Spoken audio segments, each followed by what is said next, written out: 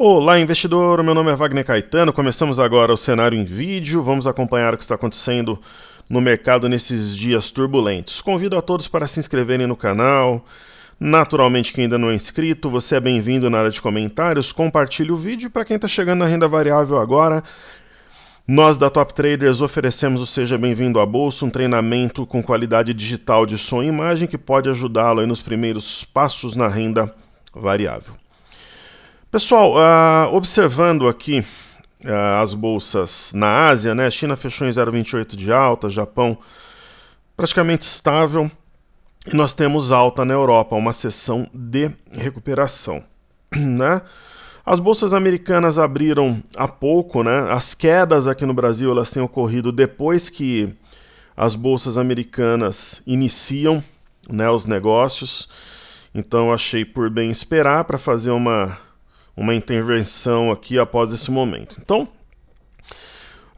vamos colocar um gráfico diário aqui do Dow Jones, né, para ver o que essas bolsas nos revelam. Está subindo 0,53.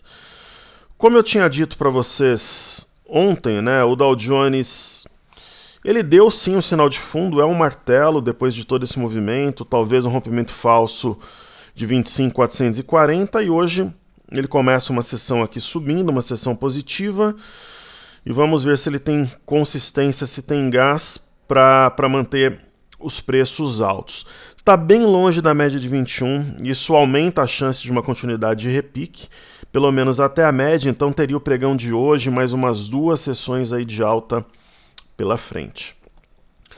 Ok, nós temos o S&P, né, que é a bolsa das 500 maiores empresas americanas. Está subindo bem forte, o sinal de ontem foi... Parece que nós temos aqui um fundo duplo, né? Aí deixa aqui um gap. Quando as bolsas americanas marcaram gaps nas últimas semanas, elas tiveram movimentos fortes, né? Seja para baixo ou para cima. Então, um movimento que eu vejo como provavelmente consistente. E no caso do índice Nasdaq, né? Houve um martelete, a máxima ficou para trás logo na abertura, 7.805. Está bem acima da máxima de ontem, né?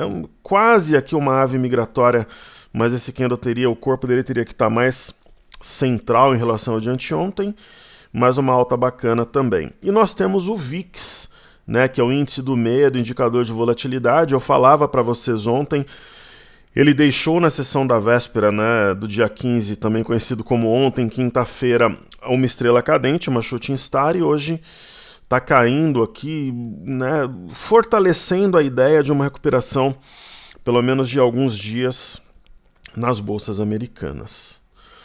Né? Então é essa visão que eu tenho. E por que não? Vamos falar não de todas as criptomoedas, nós falamos aqui do Bitcoin, né? A gente tem usado aí como uma relação, tentando achar alguma relação com as bolsas, com algum indicador. Está aqui numa LTA, uma sessão de leve queda depois do martelo de ontem, então eu acho que é uma situação que favorece a ponta compradora. Aí, vendo aqui a Europa, nós temos UK, que é o índice FTSE, está formando, aparentemente, um arame de fundo. Nós temos um ponto-chave aqui, que é o 7.080, está levemente acima, então acho que nós teremos um sinal de fundo sólido na bolsa da Inglaterra. Aí o índice DAX na Alemanha, o índice DAX veio numa região de suporte muito forte, marcada em março. Hoje uma sessão positiva, também acredito que marque fundo, e nós temos um ponto anterior como divisor de águas, que é 11.559, 11.560. Uma vez rompido, fortalece essa leitura. E por fim, hoje eu vou falar até da Bolsa da França aqui. Bolsa da França veio numa região de objetivo também, um ponto marcado em junho muito importante. Perceba que o fundo anterior ficou para trás, em 5.226, né? Então ontem houve um martelo e hoje já tem uma reação importante, ok? Então essas são as bolsas aí de fora. Deixa eu só trazer o Cartesian para cá.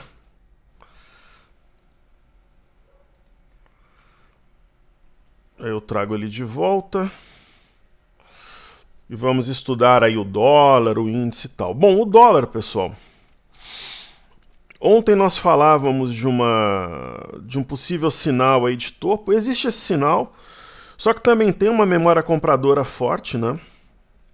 Eu acho que o R$4 aqui é um divisor de águas de fato.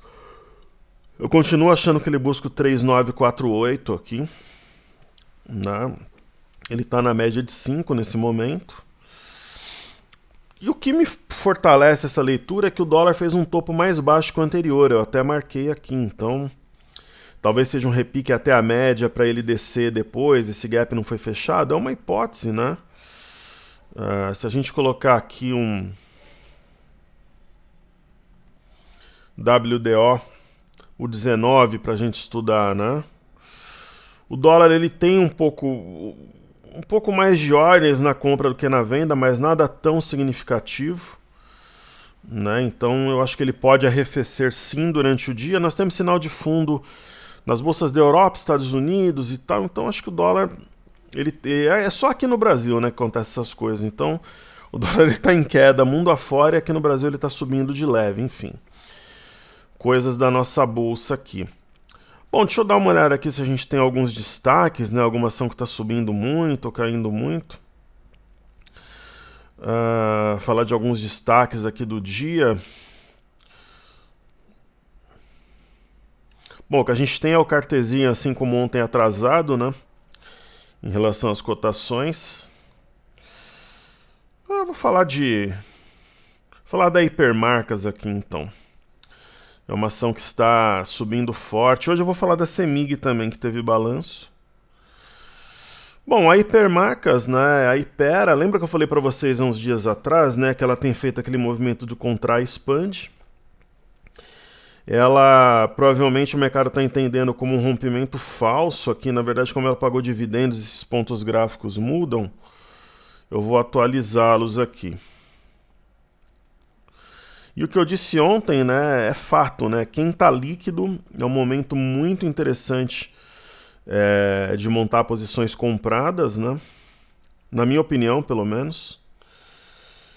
Quem está comprado vai ter que ter paciência, seja aqui no Brasil ou no exterior, né? E quem está vendido talvez seja o momento de colocar lucro no bolso. Então o que fez a Hypera? Ela fez um movimento de contração, respeitou uma região de topo anterior aqui nos 30, bateu, respeitou e vem subindo. Um movimento normal, acho que deve ter continuidade essa movimentação de alta, de apreciação. É uma ação interessante, uma ação que eu considero de guarda, então, movimento técnico e deixando para trás o 3091, né? Então você vê a contração, se rompe um ponto importante anteriormente, mostra força no movimento, né? Mostra convicção. Os últimos balanços estão saindo, saiu da CEMIG hoje. Foi divulgado agora de manhã. CEMIG é uma ação que todo mundo está sempre de olho, né? Só que o difícil é achar o ponto para comprar CEMIG. Ela veio na média de 21 no semanal. E a gente vê num gráfico diário que ela tem uma LTA que guia os preços. Eu até falava com vocês sobre isso, né? Pô, o ativo, ele fora de banda, longe de média não é negócio, mas numa aproximação como essa, é uma hipótese. E a CEMIG, ela tem aqui um topo duplo com um eixo em 14,07. Ela bateu várias vezes o 14,07, umas 10 vezes aqui em 2, 3 semanas, e aparentemente consolidou a região como suporte. Então ela invalida a ideia do topo duplo, né?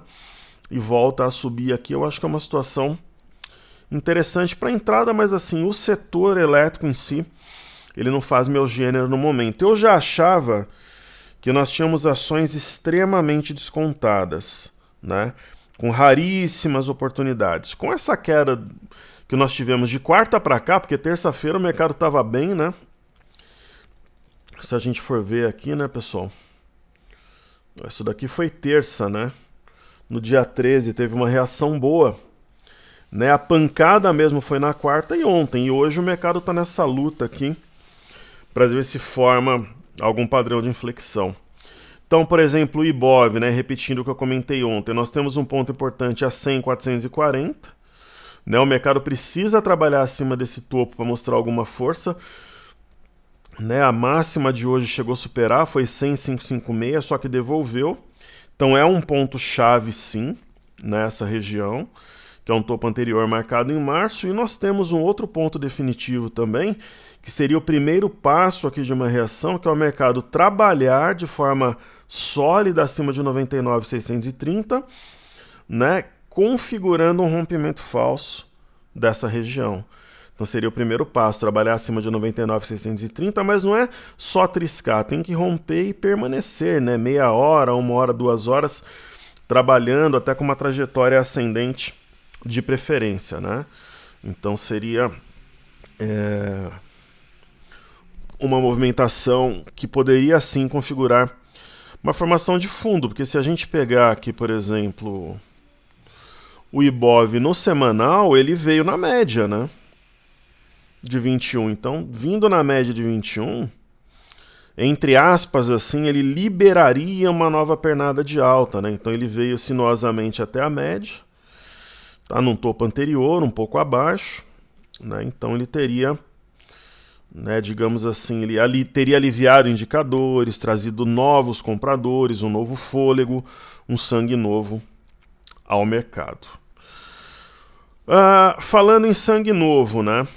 Se a gente for olhar aqui a participação dos estrangeiros, até quando eu orientei meu grupo de manhã, no caso dos mini contratos não estava ainda, acho que não está ainda na Bovespa atualizado. No mercado de ações, até o dia 13 eles venderam 7 bi, 125 milhões 993 mil. E eu vou dar uma olhada aqui no site da B3 se atualizou os dados da... Não, na verdade atualizado dia 15, né? Então não atualizou. Ok? Então não está atualizado. Um outro ativo que eu acho que faz sentido a gente estudar também, que o pessoal pediu muito e ontem desabou, foi Oi. Né? Inclusive teve até memes aí na internet. É uma ação que eu estava de olho, mas ela não me passava confiança. Eu comecei na bolsa, pessoal, em 2002, na época que a Telemar era a rainha das opções. Então tinha até uma ação que eu não lembro o código, que o pessoal chamava de fumo goiano. Então eu tenho um certo cuidado, principalmente com essas ações de telefonia mais exóticas, assim como a Oi. Então ela rompeu uma LTB uma vez, voltou, rompeu duas. Aí você fala, pô, professor, mas a ação vale R$1 agora, né? Um mês atrás ela valia 1,70. O que eu faria, por exemplo, imagina que eu estivesse vendido na Oi.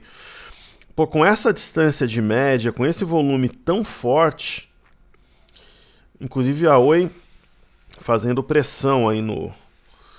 né, testando mínima aqui, eu, por exemplo, encerraria a minha venda. Agora, trabalhar comprado... Sinceramente, eu não... Foi o mesmo caso da Gafisa, quando me perguntaram, né? Então, nós temos várias ações ainda caindo forte hoje. O caso de Kroton é um caso, né, que o balanço pressionou muito a ação estava em recomendações de várias casas, um céu de brigadeiro, aí a ação desabou, né? Se a gente for ver Kroton... Vou pegar pela semana passada, né? Hoje é dia 16. Pegar aqui o dia 9, né? Ela estava a 13,32. Se eu pegar a cotação de agora...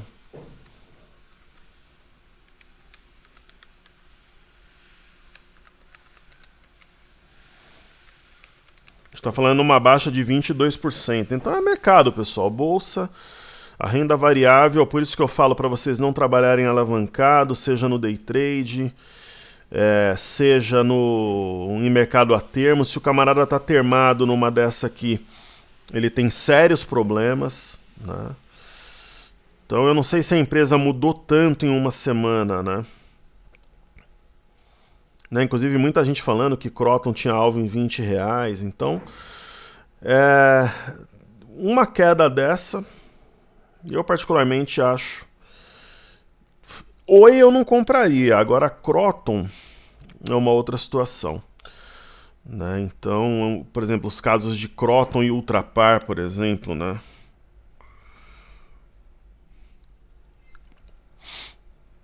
né? Será que a Ultrapar vale só R$16,80, né? Então aquela questão. Ações longe de... em topo, longe de média, eu não sou comprador. Agora, dependendo do caso, ainda mais formação que tem qualidade, é uma outra situação. E aí, por fim, não consigo estudar o mini índice aqui no Cartesian, porque ele está atrasado, assim como ontem.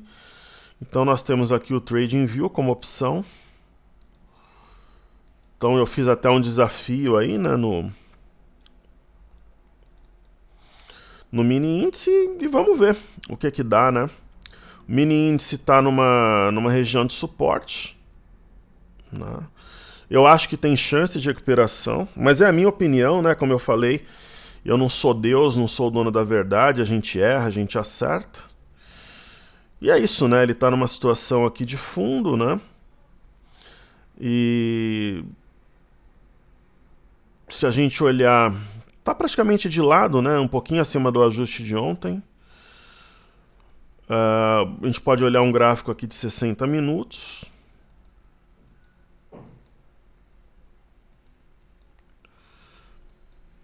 Né, ele teve uma abertura mais forte e aí devolveu, vindo aqui talvez fechar o gap, inclusive. Né, o gap de alta que houve na... Eu até acreditava sim num gap de alta hoje, a questão é se teria sustentação em relação à abertura, né? E a velha... A gente vai ter o algo novo quando, assim, abriu o Bolsa Americana e sustenta. Porque, por exemplo, hoje a máxima do mini índice foi 101,370. Foi bem aqui em cima, ó. 101,370. Só que aí quando abre nos Estados Unidos, devolve tudo.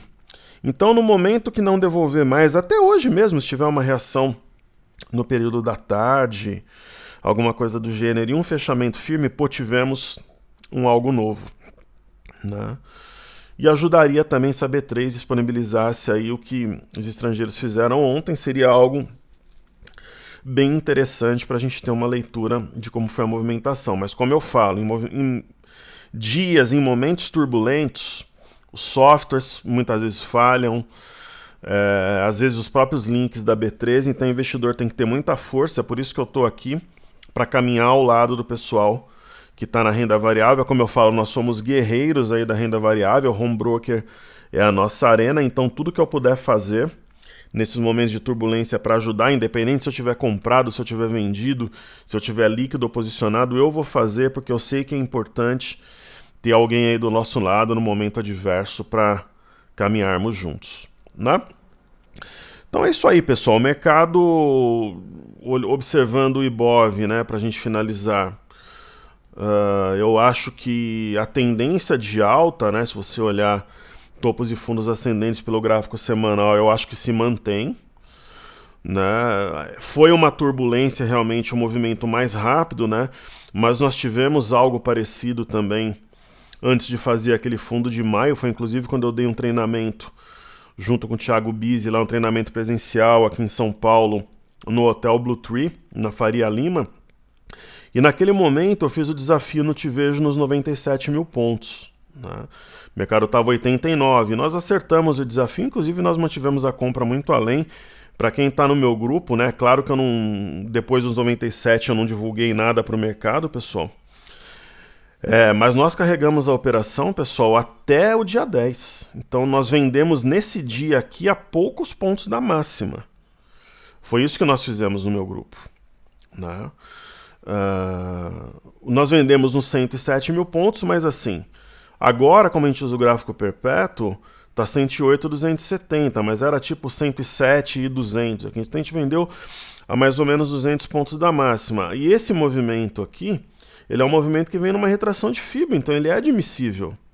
Você tem um fundo, tem um topo, ele veio na retração de FIBO. Agora, no caso do mini índice, ele teria que trabalhar acima de 100.500, 100.610, 101 mil pontos de preferência. Enquanto eu vos falo, o Johnny fala sempre o seguinte. O Johnny me chama de professor também. Ele fala, professor, toda vez que você entra com cenário em vídeo, o mercado anda a favor, né? Então eu estava gravando o cenário em vídeo aqui, o mini índice foi na mínima, né? Ele fez mínima em 96.960 e agora está subindo, né? Então ele sempre fala isso. Eu estou gravando agora, são 11 horas e 22 minutos. A gente tem uma reação do mini índice, né? Ele veio aqui para fechar o gap, talvez, né? Foi uma reação meio do nada, talvez porque está acelerando a alta no exterior. O VIX em queda, as bolsas aqui americanas em alta, e nós tivemos uma reação aí de uns 600 pontos enquanto eu estou falando aqui com vocês. Então é isso, né? Mercado... Eu não consigo mostrar o livro de ofertas do mini índice porque vai dar atraso.